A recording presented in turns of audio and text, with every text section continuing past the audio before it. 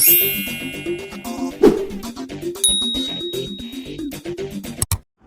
देखिए, पढ़ते पढ़ते एक क्वेश्चन मिला अच्छा सा, सोचा आप लोगों के साथ डिस्कस कर लें। क्वेश्चन का नाम है मोंटे कार्लो प्रॉब्लम। सुनिए ध्यान से। ये नाम दिया गया है किसी एक जगह मोनाको के मोंटे कार्लो कैसीनो के ऊपर। कैसीनो का मतलब आप जानते हैं, या बहुत ही वास्ट स्तर की प्रोबेबिलिटी के ऊपर उसका इस्तेमाल करके उस आइडिया पे एक क्वेश्चन बनाया गया। इसमें बहुत अच्छे स्तर की मैथ्स भी यूज होना है। अपन पहले इसका मैथमेटिकल लॉजिक समझते हैं, पहले क्वेश्चन का इंट्रोडक्शन देखते हैं, उसके बाद इसका मैथमेटिकल लॉजिक समझते हैं कैसे होगा, उसके बाद इस क्वेश्चन को कोड करेंगे तीनों लैंग्वेज में, सी, सी प्लस प्लस और पाइथन। आपकी जो भी सुटेबल लैंग्वेज हो उसमें आप कोडिंग देख लीजिएगा। देखिए क्वेश्चन क्या बोल रहा है, आपको दिख जाएगा। और ये एक बहुत फेमस कॉमन इंटरव्यू क्वेश्चन है। मतलब इस क्वेश्चन, ये सिर्फ एक क्लासरूम एग्जांपल नहीं है, ये real life interview probability simulation question है, जो मशीन लर्निंग, डेटा साइंस और क्वांटिटेटिव इंटरव्यूज में भी पूछा गया बड़ी बड़ी कंपनीज में, जैसे Google, Amazon web service, Bloomberg और पेलेंटर वगैरह में। मेन बात यह है, आप इसका लॉजिक समझने की कोशिश करिएगा, और इसके थ्रू आपकी कोडिंग लैंग्वेज जो भी आपके सिलेबस में लगती है उसके कुछ कॉन्सेप्ट आपके रिवाइज हो जाएंगे। और इसमें जो लॉजिक मैथ्स का यूज होना है, उसके थ्रू आप ये गौर कर पाएंगे कि किस हद तक मैथ्स रैंडमनेस में अप्लाई हो सकती है। देखिए, you have a function called random that generates a value या point from 0 to 1 and it's uniformly distributed. Now calculate the number pi. ये क्वेश्चन पहली बार में इस स्तर का सेंसलेस क्वेश्चन लगता है कि कोई देखेगा तो वो कहेगा ये कहाँ से कहाँ कनेक्शन जोड़ दिया। आपको बोल रहा है कोई भी एक फंक्शन है, कुछ भी हो सकता है। आपके पास एक फंक्शन है, फंक्शन कुछ भी हो सकता है, उसका जो भी आउटपुट है, यानी उसकी जो भी कोडोमेन है या उसका जो भी रेंज है, वो 0 से 1 के बीच में रिस्ट्रिक्टेड है। हमें पता नहीं फंक्शन क्या है, और वो यूनिफॉर्मली डिस्ट्रीब्यूटेड है 0 से 1 के बीच में। हमें कैलकुलेट करना है नंबर पाई की वैल्यू। अब ये क्वेश्चन में जिस नंबर की वैल्यू कैलकुलेट करने बोली है पाई, वो पाई इस गिवन रेंज में भी नहीं आता है जो रेंज हमें प्रोवाइड की गई है 0 to 1। पहली बार में ये क्वेश्चन तो ऐसा लगता है जैसे किसी कोई व्यक्ति है, एक ही ट्रेन 20 मिनट लेट है, और जिसके साथ उसको जाना है उसकी उम्र इतनी है, तो ये बताइए कि सूरज का मास कितना है। ये उसी टाइप का क्वेश्चन है, लेकिन आप अगर इसमें थोड़ी सी लिंकेज लगा पाएँ। देखिए ध्यान से। सबसे पहली बात, अगर हमें पॉइंट्स बोले गए हैं 0 से 1 के बीच में, तो यानी कहीं ना कहीं ज्योमेट्री की तो बात हो रही है। और दूसरी बात, 0 से 1 के बीच में ज्योमेट्री की बात हो रही है, यानी हमें ज्योमेट्री का रास्ता लेते हुए पाई तक पहुंचना है। पाई तक पहुंचने के कई तरीके हैं, हम मैक्लॉरिन सीरीज के थ्रू भी पहुंच सकते हैं, बहुत सी हमारे पास ऐसी इनफाइनाइट सीरीज हैं जो पाई तक पहुंचा सकती हैं, लेकिन हमें स्पेसिफिकली ज्योमेट्री के थ्रू ही क्यों पहुंचना है, क्योंकि यहाँ पर ये जो खास शब्द यूज किया गया है पॉइंट, वो भी 0 से 1 के बीच में, ये चाहता है कि ये क्लू है कि आप ज्योमेट्री का या ग्राफ का इस्तेमाल करें। आर्टिकल परस्पेक्टिव से सबसे पहली बार पाई हमें कहाँ इंट्रोड्यूस होता मिलता है, क्लास 7 में एरिया ऑफ सर्कल या सर्कमफेरेंस ऑफ सर्कल में, यानी हमें कहीं ना कहीं सर्कल का सहारा लेना पड़ेगा। अब उसके लिए देखिए हम क्या कर रहे हैं, हम यहाँ पर पहली बात, जो रेंज हमें दी गई है, हम उस रेंज को ग्राफिकली रिप्रेजेंट कर देते हैं। ये हमारे पास वाई एक्सेस हो गई, ये एक्स एक्सेस हो गई, ये पॉइंट 0 है मान लीजिए, और ये पॉइंट 1 है, उसी प्रकार ये पॉइंट भी 1 है। यानी हमें, अगर हम ये जो हमारी रेंज है इसको ज्योमेट्रिकली रिस्ट्रिक्ट कर दें,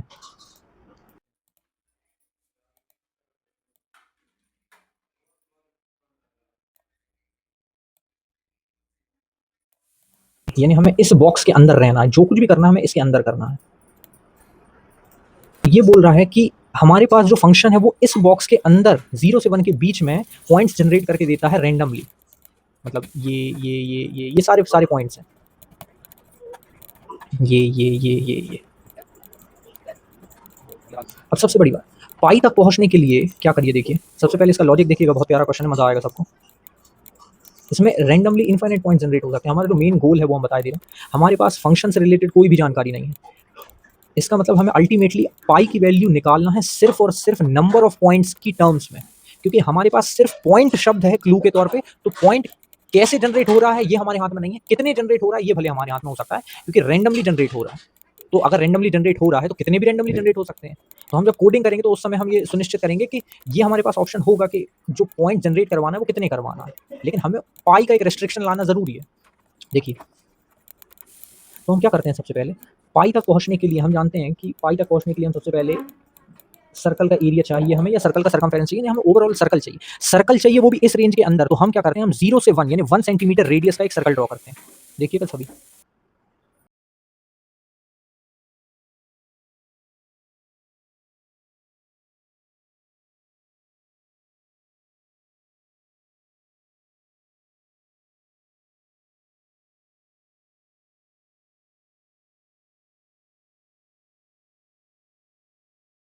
लाइन्स को हमने थोड़ा एक्सटेंड कर लिया। उसके बाद अब पाई को इंट्रोड्यूस करने का तरीका देखिए। अगर मान लीजिए इस स्क्वायर के अंदर इनफाइनाइट पॉइंट्स होते इस स्क्वायर के अंदर, तो क्या हम ये बोल सकते हैं कि जो इनफाइनाइट पॉइंट्स हैं वही इकट्ठे होकर पूरा का पूरा एरिया कवर कर लेते? जो हम लॉजिक देना चाह रहे हैं वो अल्टीमेटली ये देना चाह रहे हैं कि यदि हम एक रेशियो निकालें number of points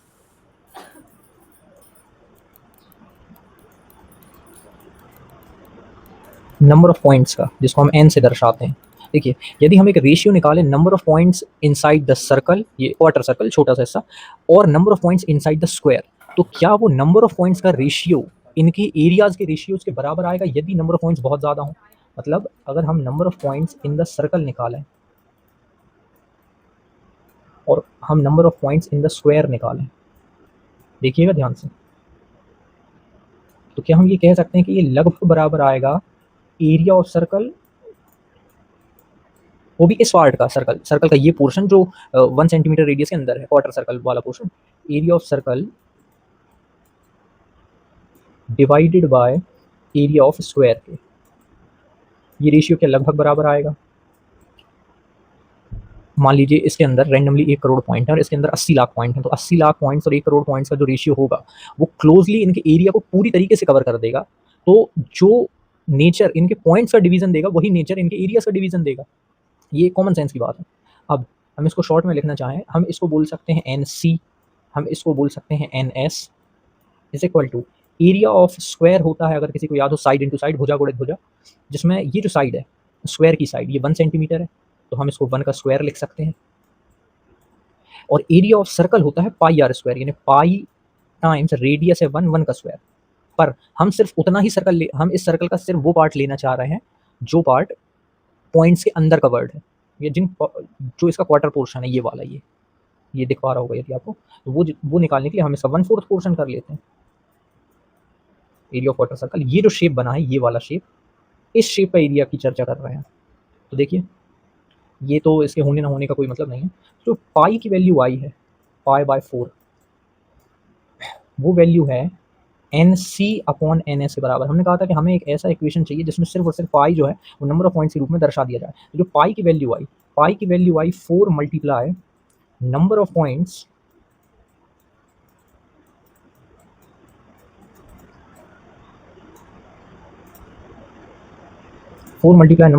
in the circle, in the quarter circle, divided by number of points in the square।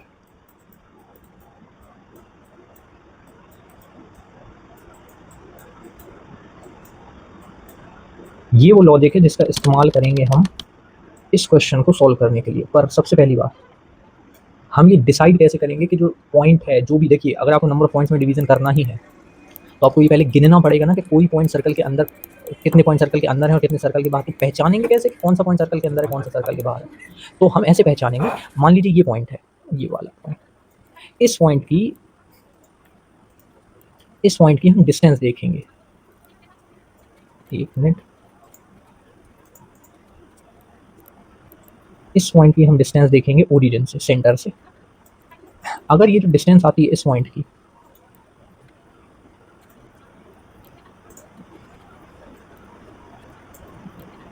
मान लीजिए इस पॉइंट के कोऑर्डिनेट है x, y। अगर इस पॉइंट की जो डिस्टेंस है, या तो आप डिस्टेंस फॉर्मूला लगा लीजिए कि x, y का ओरिजिन से, अर्थात 0,0 से कितना डिस्टेंस होगा, या फिर आप ये देख लीजिए, अगर इसके कोऑर्डिनेट x, y है, इसका मतलब ये पोर्शन इसका x है और ये पोर्शन इसका y है। तो पाइथागोरस थ्योरम से ये जो दूरी होगी, ये क्या √x² + y² आ जाएगी। तो ये जो दूरी है, और हमें पता है कि ये यहाँ तक की दूरी कितनी है, ये ओरिजिन से लेकर यहाँ तक की जो दूरी है, ये दूरी रेडियस के बराबर है, सीधे सीधे हम कह सकते हैं ये बात। ये जो दूरी है ये 1 है, रेडियस के बराबर। तो यदि ये पॉइंट जो है, अगर इसकी दूरी, डिस्टेंस 1 से छोटा या उसके बराबर आता है, तो हम कह सकते हैं ये पॉइंट सर्कल के अंदर है। और यदि ये जो दूरी है ये 1 से बड़ी आती है, ये इफ कंडीशन का जो हम लूप लगाएंगे उसमें काम आएगा ये। और यदि ऐसा नहीं होता है तो हम कह सकते हैं इस सर्कल के बाहर, सर्कल के अंदर नहीं है, ये नॉट इन सर्कल है। ठीक, तो ये लॉजिक का हमें उपयोग करना है। ये हमने पूरा ओवरऑल आपको प्लान बता दिया कैसा क्या हमें इसमें करना है। बस ये याद रखिएगा इसमें एक चीज़ और है कि ये जो भी हमने क्लेम किया है नंबर ऑफ, बस ये याद रखिएगा कि ये जो हम क्लेम कर रहे हैं कि number of points inside the circle और number of points inside the square और area of circle area of square ये अप्रॉक्सीमेटली बराबर होगा और इसकी इक्वलिटी उतनी ज़्यादा सटीक होगी जितने ज़्यादा हम नंबर ऑफ पॉइंट लेंगे। भाई देखिए हमें नंबर ऑफ पॉइंट्स का इस्तेमाल करके एरिया कवर करना है, तो हम जितने ज़्यादा नंबर ऑफ पॉइंट्स लेंगे एरिया उतनी जल्दी कवर होगा। तो यानी हमारा जो भी आंसर आएगा, जो हमारा अल्टीमेट एम है, क्या है ultimate aim? Calculate the value of pi. Pi की वैल्यू उतनी सटीक आएगी जितने हम नंबर ऑफ पॉइंट ज़्यादा लेंगे। तो ये जो एक ऑब्जर्वेशन हमने की, क्या ऑब्जर्वेशन की कि जो हमारी एक्यूरेसी होगी वो डायरेक्टली प्रोपोर्शनल होगी नंबर ऑफ पॉइंट्स के, और हमारी जो एरर होगी वो इसके इनवर्सली प्रोपोर्शनल होगी। मतलब हम नंबर ऑफ पॉइंट जितने ज़्यादा लेंगे हमारी एक्यूरेसी उतनी ज़्यादा रहेगी, हमारी एरर उतनी कम रहेगी। ठीक, तो ये थोड़ा बहुत लॉजिक है। अब चलिए इसको कोड करते हैं। देखिए इसमें एक चीज़ और आती है कि यदि root over X square plus Y square 1 से कम है, तो यदि हम दोनों तरफ स्क्वायरिंग कर दें तो X square plus Y square भी 1 से कम होगा। ये कॉमन सेंस की बात है। अगर किसी नंबर का रूट 1 से कम है तो वो नंबर खुद भी 1 से कम होगा, क्योंकि 1 का रूट खुद 1 है, तो 1 से बड़े नंबर का रूट 1 से बड़ा होगा, 1 से छोटे नंबर का रूट 1 से छोटा होगा। हमने रूट को क्यों अवॉइड किया? क्योंकि रूट को अलग कर देने से ये जो कोडिंग में कंडीशन हमें बिठाना है पॉइंट्स के सर्कल के अंदर होने या बाहर होने की, वो बिना रूट के ज़्यादा आसानी से हमें भी समझ में आ सकती है और देखने में भी अच्छी लगेगी। तो यदि x square plus Y square 1 से छोटा है तो हम कहेंगे कि एक्स कॉमा वाई जो भी पॉइंट होगा वो सर्कल के अंदर होगा, और यदि ऐसा नहीं है तो वो पॉइंट जो है वो सर्कल के बाहर होगा, स्क्वायर के अंदर होगा। दूसरी बात इसमें एक डाउट और आ सकता है कि आप जस्टिफाई कैसे करेंगे कि ये जो नंबर ऑफ पॉइंट्स का रेशियो है और एरिया का जो रेशियो है वो लगभग बराबर है या कैसे भी बराबर है। देखिए अगर हम इस पोर्शन को थोड़ा जूम करें, वैसे तो पॉइंट अपने आप में 0 डायमेंशनल ऑब्जेक्ट है जिसका कोई एरिया कवर नहीं होता है, पर मान लीजिए जूम करने के बाद हमने ये एक पॉइंट देखा, ये एक पॉइंट जितनी जगह घेर रहा है, एक पॉइंट मान लीजिए के यूनिट्स एरिया घेर रहा है, वो के यूनिट्स बहुत छोटा, बहुत ही छोटा, मतलब माइक्रोमीटर्स स्क्वायर्स की ऑर्डर का है। एक पॉइंट यदि के यूनिट्स एरिया घेर रहा है तो पूरे सर्कल के एरिया को कवर करने के लिए कि हम ये बोल सकते हैं कि सारे पॉइंट्स के एरिया से सम कर दो, क्योंकि यदि पूरे सर्कल में हम इतने पास पास पॉइंट्स को भर दें कि वो पॉइंट्स मिलकर ही पूरे सर्कल को घेर लें, तो हम ये बोल सकते हैं कि एक पॉइंट का जो एरिया होगा वो यदि के यूनिट्स है तो सर्कल के अंदर जितने भी पॉइंट्स हैं उनका कंबाइन एरिया सर्कल के एरिया के बराबर होगा। अर्थात सर्कल के अंदर यदि एनसी पॉइंट है, एक पॉइंट का एरिया के यूनिट है, तो एनसी पॉइंट का एरिया एनसी मल्टीप्लाई बाय के यूनिट्स होगा। ये मिल गया हमें पूरे सर्कल का एरिया। उसी प्रकार अगर स्क्वायर के अंदर एन एस पॉइंट है, अगर एक पॉइंट का एरिया के यूनिट है तो हम कहेंगे कि एन एस पॉइंट्स का एरिया एन एस इंटू के यूनिट होगा। ये मिलकर स्क्वायर का एरिया कवर कर देंगे। देखिए सर्कल में और स्क्वायर में नंबर ऑफ पॉइंट्स अलग अलग हैं लेकिन हैं सेम नेचर के, मतलब वैसे तो पॉइंट का कोई डायमेंशन नहीं होता, लेकिन यदि हो तो जितनी थिकनेस, जितनी विड्थ का पॉइंट सर्कल के अंदर है उतनी ही विड्थ का पॉइंट सर्कल के बाहर स्क्वायर में, क्योंकि हमने जो पॉइंट को दर्शाया तो हमने जो पॉइंटर है हमारा उसकी थिकनेस नहीं बढ़ाया, हमने डॉट्स को दर्शाने के लिए जिस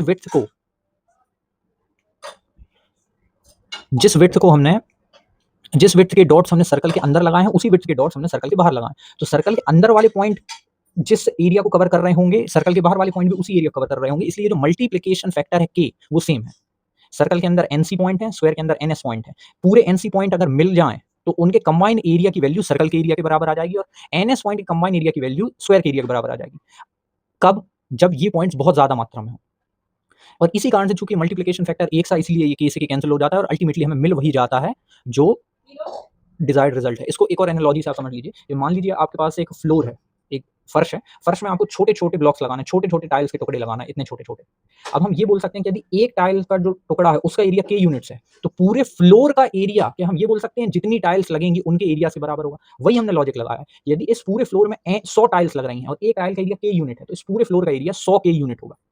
और जनरलाइज करते हैं, इस पूरे फ्लोर में यदि n टाइल्स लग रही हैं और एक टाइल का एरिया के यूनिट है तो पूरे फ्लोर का एरिया n इंटू के जो कंबाइन सारी टाइल्स का एरिया होगा उसके बराबर होगा। कंडीशन सिर्फ ये है कि टाइल्स इतने पास पास लगे कि फ्लोर के बीच में जगह ना बचे, तब जाके ये लॉजिक सही बैठता है। और इसीलिए हमने कहा ये जो हमने सामने क्लेम किया ये लॉजिक भी तभी सही बैठता है जब पॉइंट्स इतने पास पास हों और इतनी ज्यादा क्वांटिटी में हो कि वो पूरा का पूरा सर्कल और स्क्वायर कवर कर ले। इसीलिए हमने ये जो रिजल्ट निकाला है पाई वाला, इसकी उतनी ज्यादा एक्यूरेसी बढ़ती चली जाएगी जितना हम नंबर ऑफ पॉइंट ज्यादा लेते चले जाएंगे। जितने ज्यादा हम नंबर ऑफ पॉइंट्स लेंगे पाई की उतनी डेसिमल प्लेसेस तक सही आंसर आएगा। तो देखिए लॉजिक हम समझ चुके हैं, अब हम इसका कोड स्टार्ट करते हैं। देखिए हमें अपनी बात को किसी दूसरे को समझाने के लिए एक माध्यम का इस्तेमाल करना पड़ता है जिसका नाम भाषा है। अब जब हम अपनी बात को किसी दूसरे को बोल रहे हैं तो जो कन्वर्सेशन होती है वो एक खास पैटर्न में कुछ रूल्स को फॉलो करते हुए होती है, जिन रूल्स के सेट को हम ग्रामर कहते हैं। उन रूल्स को फॉलो करेंगे तो जो कन्वर्सेशन होगी वो व्यवस्थित होगी। उसी प्रकार जब हमें अपनी बात को कंप्यूटर को बताना है तो कुछ सेट ऑफ रूल्स उस भाषा के जो कंप्यूटर को समझ में आ रही है वो है सिंटैक्स या कोड। तो सिंटैक्स या कोड और कुछ नहीं, कंप्यूटर की भाषा की ग्रामर है, जिसमें बहुत कुछ आता है। सबसे पहली बात हैश इंक्लूड आता है। हैश इंक्लूड का मतलब आप समझ लीजिए डिक्शनरी को लेके आओ। एक एनालॉजी लेके चलिए आप कंप्यूटर के सिंटैक्स का ग्रामर के साथ। कोई भी वर्ड यदि डिक्शनरी में एग्जिस्ट नहीं करता तो हम उसे कन्वर्सेशन में यूज़ नहीं करते। उसी प्रकार अगर कोई वर्ड हैश इंक्लूड के अंदर किसी ग्रुप में नहीं डाला गया तो वो बात कंप्यूटर को समझ में ही नहीं आएगी। अगर आप हैश इंक्लूड के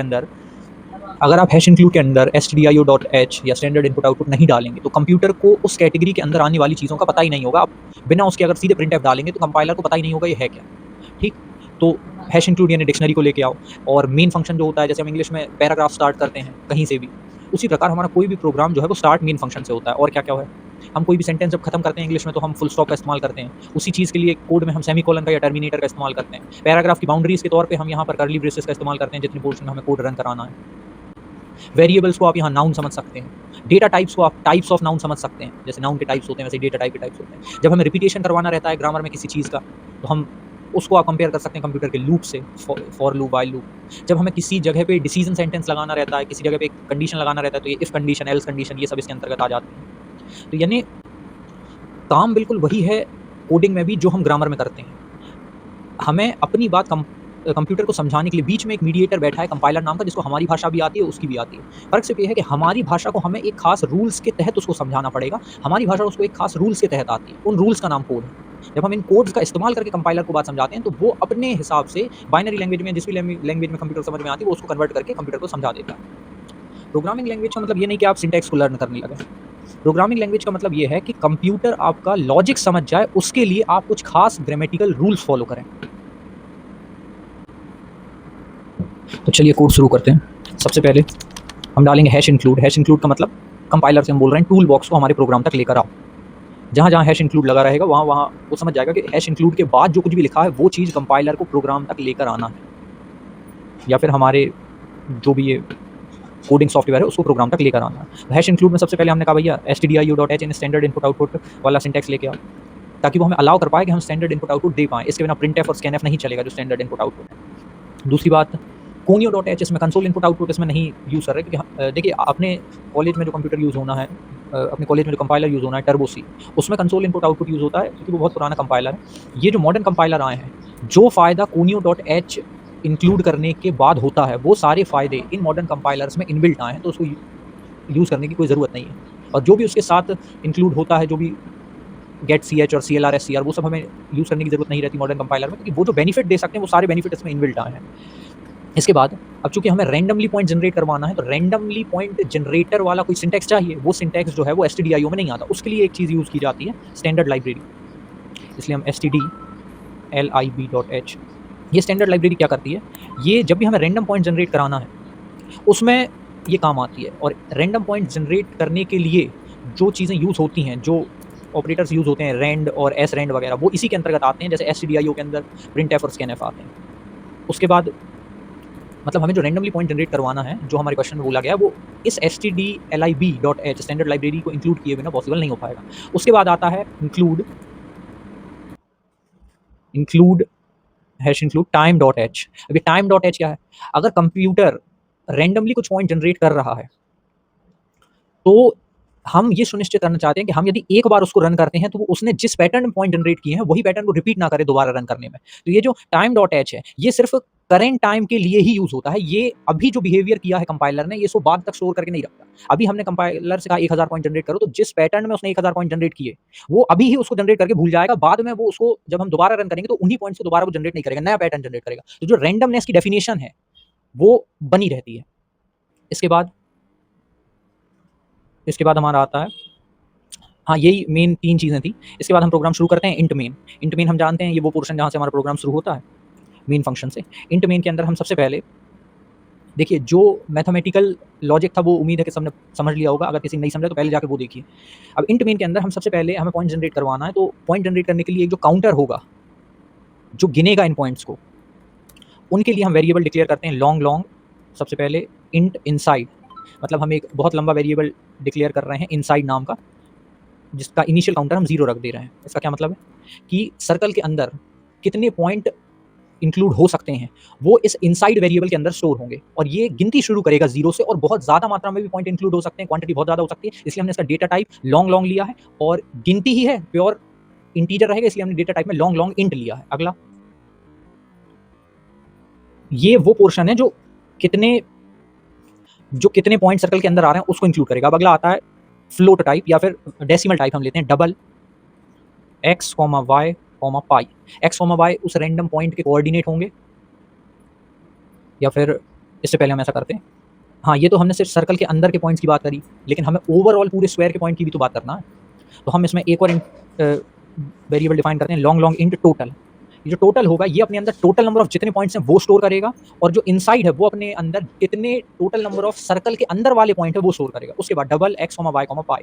x, y जो है वो डिसाइड करेंगे, x, y प्रदर्शित करेंगे कि पॉइंट के कोऑर्डिनेट क्या है, और पाई वो है जो हमें कैलकुलेट करना है। पाई अभी से वेरिएबल के रूप में हमने इंट्रोड्यूस किया है यहाँ पर, अभी इस समय पाई का मतलब वो पाई नहीं है जो हम जानते हैं आगे। तो ये हमने वेरिएबल्स जो भी टूल बॉक्स थे वो सब हमने इंट्रोड्यूस कर दिया। अब हमें लॉजिक लगाना है। तो सबसे पहले हम क्या चाहेंगे, सबसे पहले हम चाहेंगे कंपाइलर हमसे पूछे कि हमें कितने पॉइंट्स जनरेट करवाना है।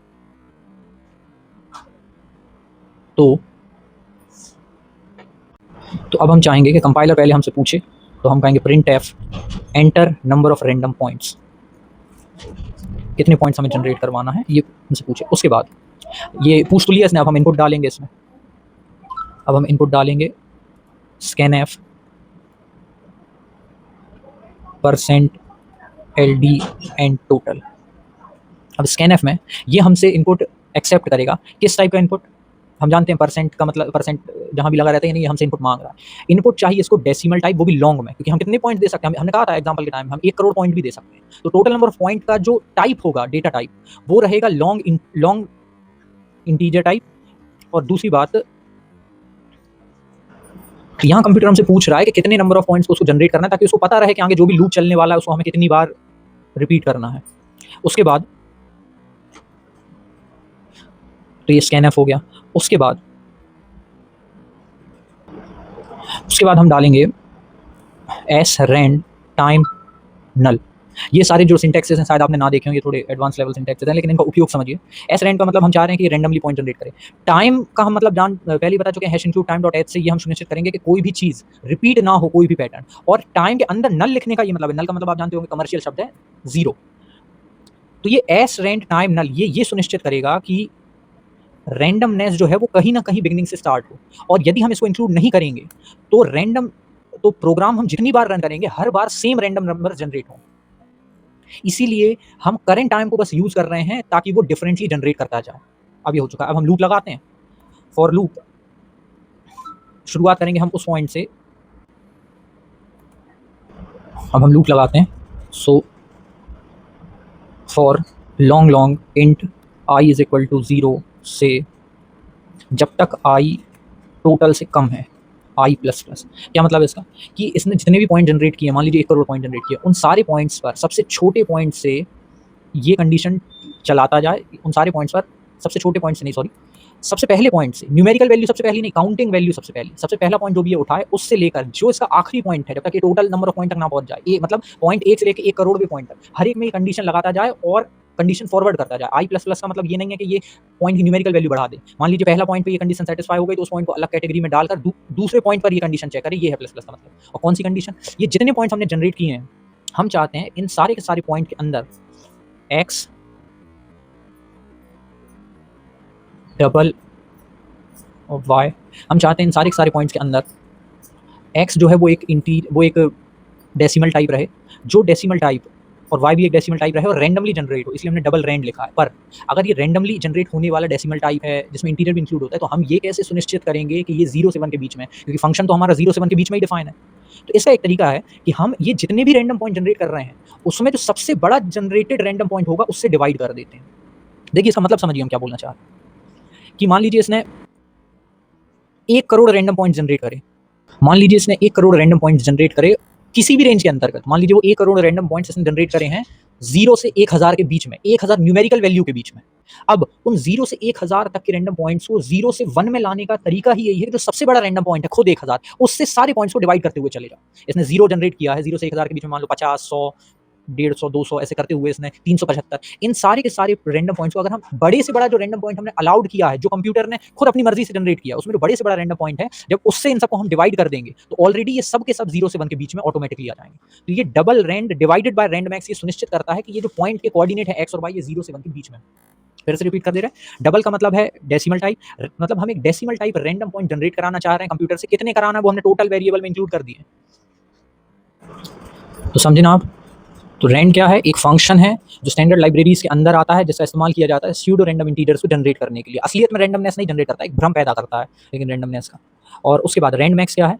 स्टैंडर्ड लाइब्रेरीज के अंदर ही एक कांस्टेंट डिफाइन करना जो ये बताता है कि जो रैंडम फंक्शन है वो मैक्सिमम कितनी वैल्यू जनरेट कर सकता है। तो जब हम जो भी पॉइंट को हम रैंडमली जनरेट करा रहे हैं, जब उसको हम उसकी मैक्सिमम वैल्यू से डिवाइड कर देंगे तो ऑटोमेटिकली 1 से छोटा या 1 के बराबर ही आएगा।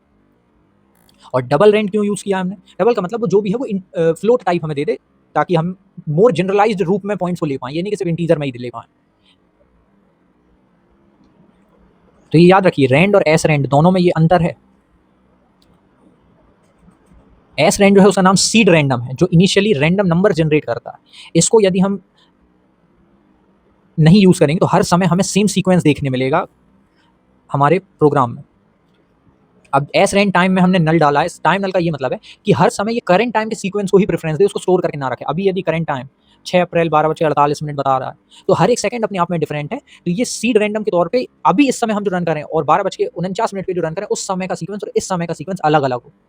जो 1000 पॉइंट है, जितने भी पॉइंट हमें जनरेट कराना है, ये सुनिश्चित करता है ये S Rand time.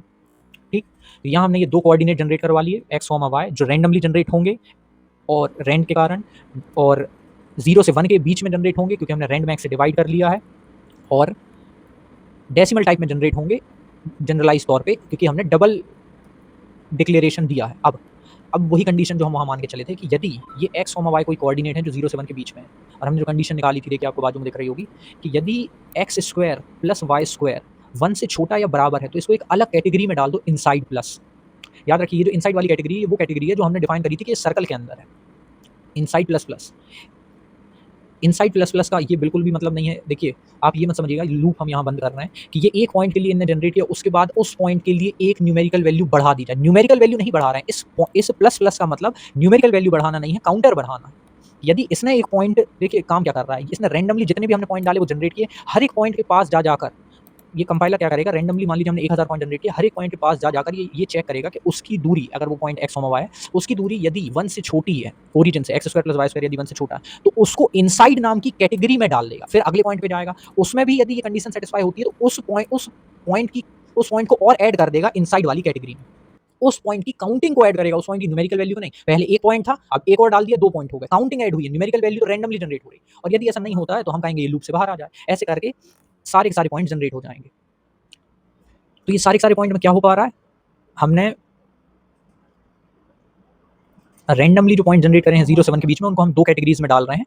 i is equal to 0 से i जब तक टोटल से कम है, टोटल यानी जितने पॉइंट हम जनरेट करवा रहे हैं, जब तक i टोटल से कम है तब तक वो ये लूप चलाता जाएगा और चेक करता जाएगा कि उसकी वैल्यू 1 से कम है या नहीं। जिस जिस पॉइंट के लिए वैल्यू 1 से कम है उसको वो इनसाइड पार्ट वाले पोर्शन में डाल देगा, इनसाइड पार्ट वाले पोर्शन मतलब सर्कल के अंदर, और लूप से बाहर आ जाएगा। ऐसे करके ये सारे के सारे पॉइंट जब तक जनरेट होंगे और सब में कंडीशन चेक होगी, उसके बाद जो लास्ट लॉजिक हमारा क्या है, pi is equal to 4 multiply inside point divided by total, ये पाई की वैल्यू होगी।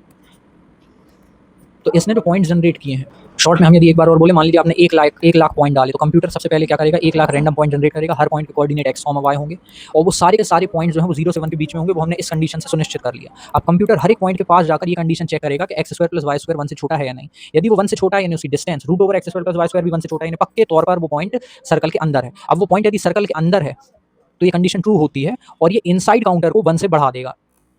उसके बाद, और यदि ये कंडीशन फॉल्स होती है तो वो कुछ नहीं करेगा। अगर ये कंडीशन ट्रू होती है तो इनसाइड में वो काउंट होगा, अगर नहीं होती है तो वो इग्नोर कर दिया जाएगा, तो वो बाय डिफॉल्ट आउटसाइड में ही आ जाएगा। ये तब तक चलता जाएगा जब तक हमने जो पॉइंट 1 लाख पॉइंट डाले वो पूरे पे ये कंडीशन ना लग जाए। और जैसे ये कंडीशन लग जाती है सारे सारे पॉइंट पे, वो लूप खत्म करके बाहर आएगा, और उसके बाद हम pi is equal to 4 multiply inside divided by total निकालेंगे। तो इनसाइड पॉइंट्स ऑलरेडी काउंट कर चुका है, टोटल पॉइंट ऑलरेडी हमने डाले हैं, कितने निकालना है। जैसे ये निकालेगा तो ये इस वैल्यू को कैलकुलेट कर देगा और जैसे ही सारे के सारे पॉइंट में ये कंडीशन चेक हो गई, हम इससे बोल देंगे कि printf estimate the value of pi is equal to जो भी ये पाई इसने यहाँ तक कैलकुलेट किया उसको आउटपुट के तौर पर हमें प्रदर्शित कर दे। ये पाई जो 4 मल्टीप्लाई इनसाइड अपॉन टोटल है, और ये हमारे सामने प्रदर्शित करे फ्लोट डेटा टाइप में, वो भी लॉन्ग फ्लोट डेटा टाइप में, मतलब डेसिमल टाइप रहे और लॉन्ग डेसिमल टाइप रहे, ताकि हम ये चेक कर पाएँ कि पाई की कितनी डिजिट्स तक हमारा प्रोग्राम सटीक बैठ रहा है। उसके बाद हम रिटर्न 0 कर देते हैं और प्रोग्राम को फिनिश कर देते हैं। और ये हमने पहले बोल चुके हैं, accuracy is directly proportional to number of point. जितने ज़्यादा नंबर ऑफ पॉइंट होंगे उतना एक्यूरेट रिजल्ट आएगा। चलिए इसको रन करते हैं। तो हमने रन किया इसको, देखिए enter number of random points बोल रहा है, कितने पॉइंट डालें। मान लीजिए 1 2 3 4 5 6 10 लाख पॉइंट्स डालते हैं। तो देखिए पाई की वैल्यू आ रही है 3.142788। तो इसने किया क्या है, इसने हर एक जो हमने 10 लाख पॉइंट डाले उन सारे के सारे पॉइंट्स के पास जाकर ये कंडीशन चेक करी कि इसने पहले 10 लाख पॉइंट रैंडमली जनरेट करे और फिर उनको 0 से 1 के बीच में हमने बाय डिफॉल्ट ये रैंडम एक्स की डिवीजन वाली कंडीशन से उनको 0 से 1 के बीच में ले आया। और उसके बाद इसने हर एक पॉइंट के पास जा जाके ये चेक किया, इसने रैंडमली एक्स कोऑर्डिनेट भी जनरेट किया, रैंडमली वाई कोऑर्डिनेट भी, दोनों 0 से 1 के बीच में। इसने हर एक पॉइंट के पास जा जाके ये चेक किया कि वो पॉइंट की दूरी जो है वो 1 से छोटी है या नहीं। यदि 1 से छोटी है तो इसने उसको इनसाइड नाम की कैटेगरी में डाल दिया, और अगर 1 से छोटी नहीं है तो इसने इग्नोर करके उसको टोटल की कैटेगरी में ही रखा। और एट द एंड जब इसने ये सारा का सारा काम पूरे 10 लाख पॉइंट के लिए कर दिया, तो फिर इसने 4 मल्टीप्लाई इनसाइड अपॉन टोटल को कैलकुलेट किया और हमारे सामने रिजल्ट डाल दिया। और हमने कहा था कि एक्यूरेसी नंबर ऑफ पॉइंट के डायरेक्टली प्रोपोर्शनल होगी। आप थोड़े कम नंबर ऑफ पॉइंट डाल के देखिए, मान लीजिए हमने 1000 पॉइंट डाले, तो देखिए क्या आ रही है वैल्यू, 3.5 के थोड़ी दूर तक आ रही है। अब मान लीजिए हमने 10,000 पॉइंट्स डाले, अब देखिए 3.123600। जैसे जैसे हम नंबर ऑफ पॉइंट इंक्रीज करते जाएंगे हमारी एक्यूरेसी बढ़ती चली जाएगी, 3.142161। ठीक, तो यहाँ जाके सी प्रोग्रामिंग का जो पोर्शन है ये खत्म होता है।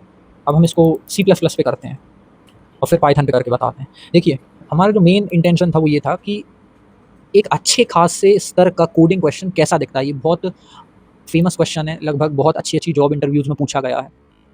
और देखिए इस क्वेश्चन को करवाने का मेन लॉजिक ये है कि आप देख पाएँ कि हम जिन चीज़ों से डर जाते हैं, जिन टाइप के क्वेश्चन से, वो कुछ नहीं होते हैं यदि हम इस तरीके के क्वेश्चन को देख लें। हमारी पढ़ने और पढ़ाने दोनों की अप्रोच थोड़ी अलग है। हमें कोशिश करना चाहिए जितना कठिन से कठिन मिल सके वो पहले हम सामने देख लें, तो हमें अपनी कैटेगरी की चीज़ें बहुत आसान लगेंगी। अब इस प्रोग्राम के सामने हमें C = a + b का प्रोग्राम जनरेट करना है या फिबोनाची सीरीज़ का प्रोग्राम जनरेट करना, वो तो कुछ भी नहीं है ना इस प्रोग्राम के सामने। तो हमेशा खुद के सामने बड़े से बड़ा चैलेंजेस रखिए, तो जो आपके सामने वर्तमान में मौजूद स्थिति है वो कठिन लगती ही नहीं है। हमेशा आप जिस भी चीज़ से कंपेयर कर रहे हैं उसको रिलेटिवली बहुत ऊपर और बहुत बड़ा रखिए, तो ऑटोमेटिकली जो आपके पास है वो आपको आसान ही लगेगा। अब देखिए इसको C++ में हम कोड करते हैं।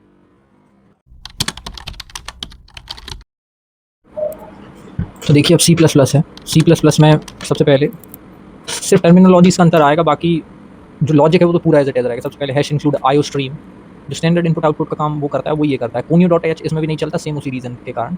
हाँ, आपके टर्बो सी, जैसे टर्बो सी में conio.h चलता है वैसे टर्बो C+ में भी चलता होगा, लेकिन ये जो कंपाइलर है इसमें उसकी ज़रूरत नहीं है। उसी प्रकार जैसे उसमें स्टैंडर्ड लाइब्रेरी चलती है std लाइब्रेरी, इसमें cstd लाइब्रेरी चलती है। सी का मतलब C++ इस कारण से। वैसे उसमें time.h चल रहा था, इसमें ctime.h चल रहा है। लॉजिक पूरा का पूरा वही रहेगा, सिर्फ नॉमेनक्लेचर बदलेगा। उसमें यहाँ हम using name space std type करते हैं। और देखिए एक चीज़ और है, टर्बो C++ जो है वो 16 बिट कंपाइलर है और वो बहुत पुराना है, इसलिए उसमें ये सब चीज़ें रहती थी। तो जैसे हमारे stdio.h में scanf और printf आते हैं, इसमें iostream.h में cin और cout आते हैं, काम वही करते हैं स्टैंडर्ड इनपुट आउटपुट का। conio.h में जो CLR, SCR और get.ch आता है वो सब की ज़रूरत नहीं है, ब्लू स्क्रीन से अलग होने के लिए और वगैरह वगैरह, वो सब ऑलरेडी इसमें आता है। उसके बाद स्टैंडर्ड लाइब्रेरी की जगह इसमें cstd लाइब्रेरी आती है, time.h की जगह इसमें ctime आता है। उसके बाद यूजिंग नेम स्पेस std, ये इसमें एक एक्स्ट्रा पोर्शन आता है। उसके बाद इंट मेन, और उसके बाद पूरा का पूरा सेम वही लॉजिक लगेगा, बस जहाँ जहाँ हम printf बोलते थे वहाँ पर हम cout बोलेंगे, और जहाँ जहाँ हम scanf बोलते थे वहाँ हम cin बोलेंगे, अंतर कोई नहीं। लॉन्ग इंट इनसाइड 0, एक हमने long integer data type inside define किया जिसका इनिशियल काउंटर हमने 0 रखा। उसके बाद लॉन्ग इंट टोटल हमने डिफाइन किया, फिर डबल डेटा टाइप में हमने x, y और पाई डिफाइन किया जो पहले जैसा था। उसके बाद cout मतलब वही printf हम जो शो करना चाह रहे हैं कि enter number of random points. उसके बाद ये लिखा आएगा। उसके बाद हम चाह रहे हैं कि ये हमसे एक इनपुट ले, तो हम कहेंगे cin, और इनपुट के तौर पे जो नंबर ऑफ रैंडम पॉइंट में वो ये हमसे ले, वो इसको टोटल में जाके स्टोर कर दे। तो इसलिए सी इन टोटल। फिर वही लॉजिक एस रेंड और टाइम 0 जो वहाँ पर लॉजिक था, वहाँ पर एस रेंड टाइम में हमने नल डाले थे, यहाँ 0 डाले हैं। लॉजिक बिल्कुल बिल्कुल सेम है, नल का मतलब भी 0 ही होता है। आपने उसमें बिजनेस टर्मिनोलॉजीज में सुना होगा, जब उधारी वगैरह रहती है किसी बिजनेस की तो उसका जब पूरा चुकता हो जाता है तो वो कह देता है नल या निल लिखा गया। नल सेट हम एम्प्टी सेट जानते हैं मैथ्स में। उसके बाद फिर वही हम लूप चालू करते हैं for long long int I equal 0 से आई जब तक 1 से छोटा है, 0 से लेकर जब तक आई टोटल से छोटा है, ये लूप चलता जाए और हर एक पॉइंट में चलते हुए एक एक आगे बढ़ता जाए। उसके बाद हम कहेंगे x इज इक्वल टू, अब x डिफाइन करते हैं वो भी वैसा ही रैंडमली जनरेट होने वाला एक डबल नंबर, मतलब डेसिमल नंबर, एक डेसिमल नंबर, और इसको 0 से 1 के बीच में वापस लाने के लिए हम इसको रैंड मैक्स से डिवाइड कर देते हैं।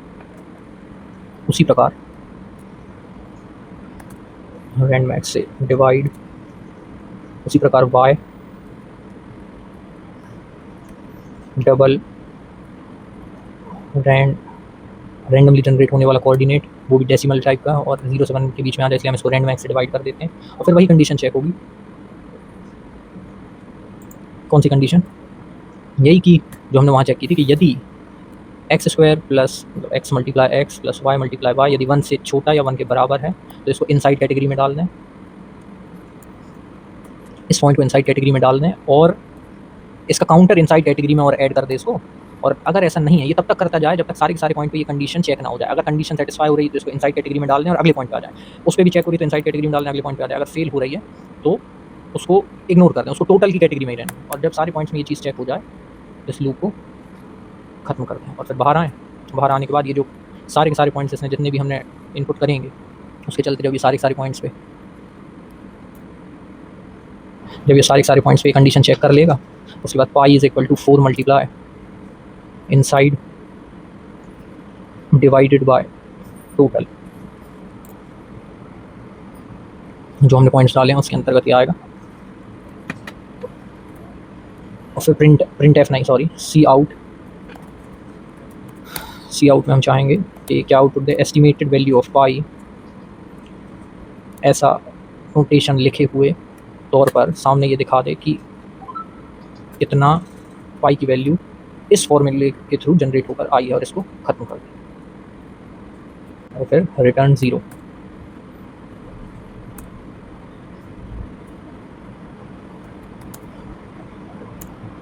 एंड एल, उसके बाद रिटर्न 0 और टर्मिनेटर। और बस चलिए अब इसको रन करते हैं। क्या एरर आ गई इसमें, क्या बोल रहा है एस्टिमेटेड वैल्यू ऑफ पाई में, अच्छा एंड एल आता है, यहाँ एंड बस लिखा है, यहाँ एंड एल आता है। अब रन करते हैं।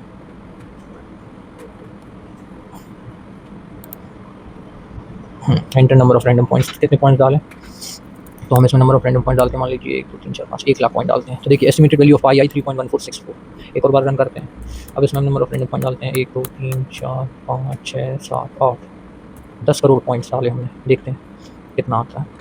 बस ज़्यादा 3.14161, जबकि 3.14159 होता है। जितने ज़्यादा नंबर ऑफ पॉइंट डालेंगे उतनी हमारी एक्यूरेसी बढ़ती चली जाएगी। तो ये आपने देखा, ये हमने सी प्रोग्रामिंग में भी इसको रन कर लिया और C++ में भी इसको रन कर लिया। बस इसका पाइथन का बचा प्रोग्राम वो करते हैं। दोनों प्रोग्रामिंग के सिंटेक्स आपके सामने है, बस इनके इनिशियल नॉमेनक्लेचर में थोड़ा सा अंतर है और बाकी सब सेम है। पाइथन में करते हैं। पाइथन के बारे में अच्छी बात यह है कि पाइथन में हमें ज़्यादा पाखंड नहीं करना पड़ता, सिर्फ टू द पॉइंट बात की जाती है। और जो सिंटेक्सेस होते हैं वो अननेसेसरली उतने नहीं होते हैं जितने C++ वगैरह में होते हैं।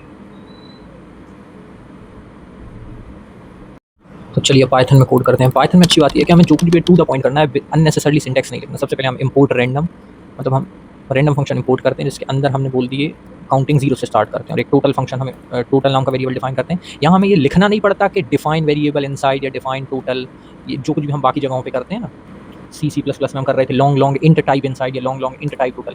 यहाँ हमें सीधे सीधे इनसाइड और हमने टोटल डिफाइन करें। इनसाइड में 0 वैल्यू है, टोटल में हम कह देते हैं कि चलिए इंट टाइप है और यहाँ इनपुट के तौर पर हमें टोटल हमें चाहिए इनपुट के तौर पर, जो पहले हमें एक notation they enter number of random point.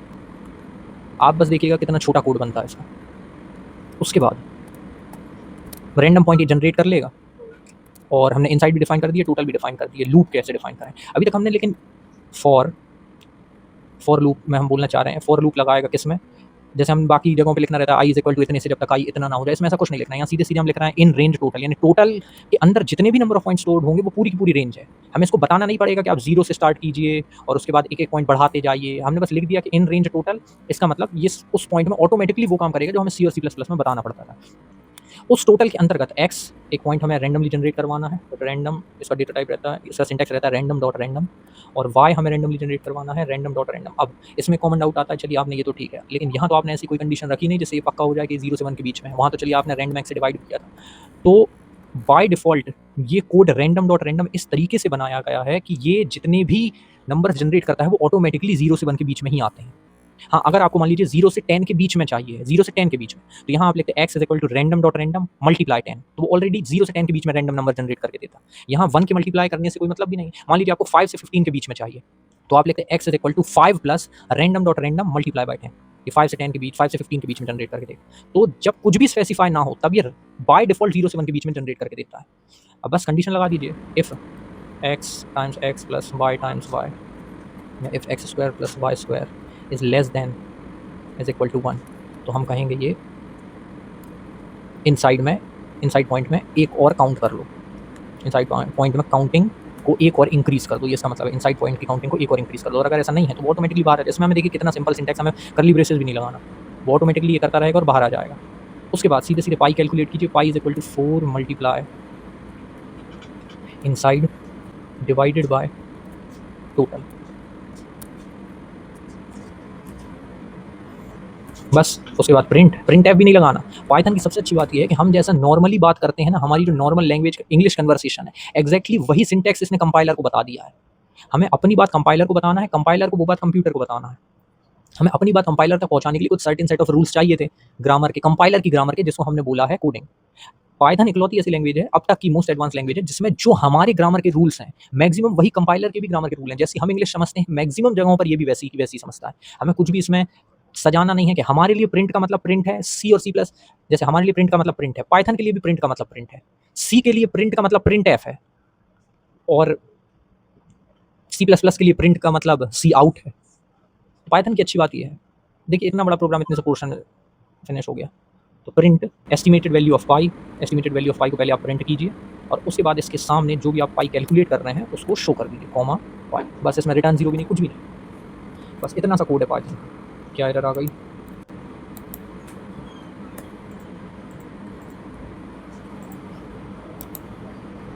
यहाँ पर हमने टर्मिनेटर नहीं आएगा, यहाँ पर टर्मिनेटर की जगह कॉलन आएगा क्योंकि लूप हम यहाँ से स्टार्ट कर रहे हैं ना, तो हमें दर्शाना तो पड़ेगा यहाँ पे भी। और जहाँ जहाँ टर्मिनेटर नहीं आना था, जहाँ जहाँ कुछ स्टार्ट हो रहा था वहाँ कॉलन आएगा। अब enter number of random points,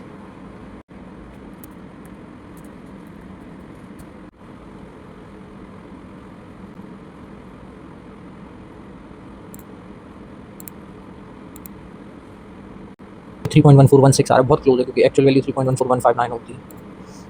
तो इस तरीके से प्रॉब्लम खत्म होती है। तो यहाँ हमने आपको C++ और पाइथन तीनों में इस प्रॉब्लम को रन करके बता दिया और लॉजिक के तौर पे। तो ऐसा एक अच्छे खासे स्तर का क्वेश्चन देखता है। ये पहले हमने मैथमेटिकल लॉजिक समझा, फिर तीनों। अब इसकी तुलना में जो हमें कॉलेज में दिया जा रहा है कि write a program to find the smallest number among 3 number, वो तो कुछ भी नहीं है ना। इस क्वेश्चन को दिखाने का मेन उद्देश्य यही है कि जब आप हद से ज़्यादा तुलनात्मक तौर पे, हालांकि ये क्वेश्चन भी कोई उतना समझ लेने के बाद इसमें कहाँ का लॉजिक है, 7वीं क्लास का ही तो लॉजिक है। जब आप तुलनात्मक तौर पे कठिन चीज़ देख लेते हैं तो जो आपको लग रही हैं अभी प्रेजेंट में, वो ऑटोमेटिकली बाय डिफ़ॉल्ट सरल हो जाती हैं। ठीक है। और इसके जो टर्बो C या टर्बो C++ के जो कोड्स होंगे उसमें conio.h और scanf.ch वगैरह होंगे, हम उसको और ऐड करके उसके सिंटैक्स आपको भेज देंगे, तो आप उसको अपने कंप्यूटर लैब में या अपने घर के कंपाइलर में या अपने स्कूल के लैब में, सॉरी अपने कॉलेज के लैब में उसको रन करके देख लीजिएगा। ठीक, थैंक यू।